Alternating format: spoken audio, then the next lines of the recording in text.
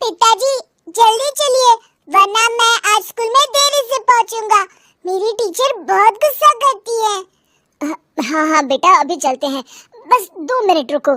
तभी रमेश की पत्नी कमरे से बाहर आती है और रमेश से कहती है, सुनिए जी, आज शाम को आप ऑफिस से जरा जल्दी घर आ जाइएगा। याद है ना, आज आपको मुझे शॉपिंग कराने के लिए लेकर जाना है। अरे भाग्यवान, इस महीने हाथ जरा तंग है। मेरी मानो तो शॉपिंग का विचार कुछ दिनों के लिए अपने दिमाग से निकाल ही दो। मैं तुम्हें अगले महीने पक्का शॉपिंग कराने ले जाऊंगा। अभी मुझे चलना चाहिए, वरना राजू को स्कूल पहुंचने में देर हो जाएगी। देखिए जी, अब आपके ये बहाने पुराने हो चुके हैं। मैं कुछ नहीं जानती। आज शाम को मुझे शॉपिंग करने जाना है, मतलब जाना है। आगे आपकी मर्जी। अच्छा ठीक है भाग्यवान, अब तुम पूरा घर सर पर मत उठाओ, मैं कुछ करता हूँ। इतना कहकर रमेश अपने बेटे राजू को लेकर वहाँ से चला जाता है। घर से निकलने के लिए रमेश जैसे ही अपनी मोटरसाइकिल शुरू करता है, तभी उसकी माँ उसे आवाज देकर कहती है, अरे रमेश, आज शाम को मुझे कुछ पैसे दे देना। याद है ना, मैंने तुझसे कहा था कि मुझे मंदिर में चढ़ावा चढ़ाना है। अरे माँ, मेरी तनख्वाह आने में अभी 10 दिन बचे हैं, अभी मेरे पास बिल्कुल पैसे नहीं है। हाँ, मेरी तनख्वाह मिलते ही मैं तुम्हें पैसे दे दूंगा। रमेश की माँ चिढ़कर कहती है, अरे तेरा दिमाग तो खराब नहीं हो गया? मैंने तेरे भरोसे मंदिर के पुजारी जी से वादा कर दिया है और तू कह रहा है कि पैसे नहीं है। अब मैं पुजारी जी को क्या जवाब दूंगी? तुझे तो मेरी इज्जत की भी कुछ परवाह नहीं है। अच्छा ठीक है माँ, अब तुम गुस्सा मत करो, मैं शाम तक कुछ इंतजाम करता हूँ। इतना कहकर रमेश वहाँ से चला जाता है। फिर दोपहर को जब रमेश अपने दफ्तर में बैठा होता है, तब उसे अपनी पत्नी और माँ की बातें याद आती हैं। रमेश अपने दफ्तर के एक साथी मोहन से कुछ रुपए उधार मांगता है। अरे भाई मोहन, मेरा एक छोटा सा काम कर दो, मुझे कुछ रुपयों की सख्त जरूरत है। मुझे कुछ दिनों के लिए क्या तुम रुपए उधार दे सकते हो? अरे रमेश भाई, मैं तुम्हें पैसे उधार तो दे सकता हूँ, लेकिन मुझे वक्त पर पैसे लौटा देना। वैसे भी मेरा मानना है कि दोस्ती यारी में कभी पैसों का व्यवहार नहीं करना चाहिए। ये कहावत तो तुमने सुनी ही होगी कि उधार प्रेम की कैंची है। मैं नहीं चाहता कि पैसों को लेकर हमारा रिश्ता खराब हो। अरे मोहन, तुम बिल्कुल चिंता मत करो, मैं तुम्हारे पैसे वक्त पर लौटा दूंगा। फिर मोहन रमेश को पैसे दे देता है।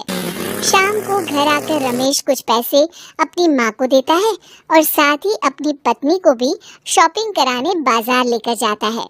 रमेश की पत्नी और उसकी माँ का स्वभाव जरूरत से ज्यादा खर्चीला होने के कारण दोनों हमेशा बेवजह पैसे खर्च करती हैं। फिर एक दिन, सुनिए जी, अगले हफ्ते हमने छुट्टियों में कहीं बाहर जाने का प्लान बनाया था। आपने पैसों का इंतजाम कर लिया ना? अरे अभी कहाँ, अभी तो मेरे पास बिल्कुल पैसे नहीं है, हम कभी और चले जाएंगे। देखिए जी, मैंने सभी सहेलियों से कह दिया है कि मैं बाहर घूमने जा रही हूँ। अगर मैं नहीं गई तो सब मुझ पर हंसेंगी। आप कहीं से भी पैसों का इंतजाम कीजिए जी। इतना कहकर रमेश की पत्नी वहाँ से चली जाती है। वहीं दूसरी तरफ रमेश की माँ भी तीर्थ यात्रा जाने की जिद करती है और रमेश से पैसे मांगती है। फिर अगले दिन रमेश एक सेठ से पैसे उधार लेकर अपनी पत्नी और बेटे को घुमाने ले जाता है और अपनी माँ को भी तीर्थ यात्रा पर भेज देता है। लेकिन जैसे ही रमेश अपनी छुट्टियाँ बिताकर वापस आता है, कर्जदार उसका जीना मुश्किल कर देते हैं। इतना ज्यादा कर्ज एक साथ अपने ऊपर देख रमेश काफी परेशान रहने लगता है। फिर एक दिन राजू की स्कूल की फीस वक्त पर न भर पाने के कारण रमेश को स्कूल में बुलाया जाता है। स्कूल के प्रिंसिपल साहब रमेश को सख्त हिदायत देते हैं कि अगर वक्त पर स्कूल की फीस नहीं भरी गई तो उनके बेटे का नाम स्कूल से काट दिया जाएगा। अपने बेटे की स्कूल की फीस भरने के लिए रमेश अपने दोस्त गिरधारी से कुछ पैसे उधार ले लेता है और स्कूल की फीस भर देता है।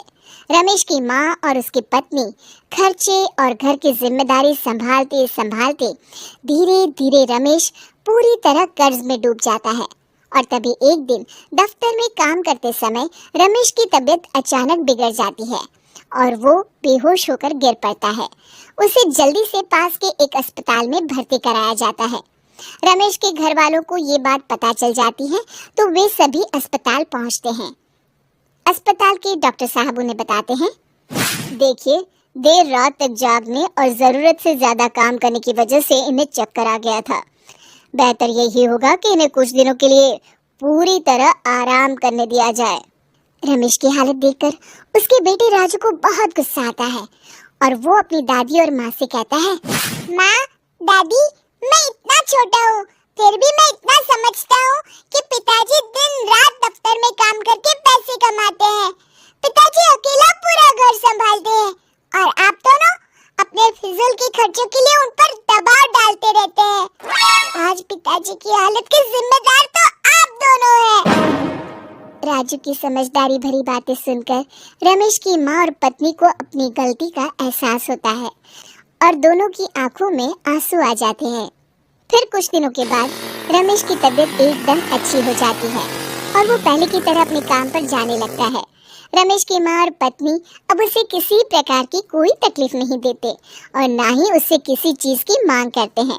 फिर देखते ही देखते रमेश अपने कर्ज के सारे पैसे चुका देता है। उसकी जिंदगी पहले की तरह अच्छी हो जाती है और वो अपने परिवार के साथ खुशी खुशी रहने लगता है। शिक्षा, हमारे रिश्ते एक तराजू की तरह होते हैं जिसकी दोनों ओर जिम्मेदारी और समझदारी का वजन बराबर होना चाहिए।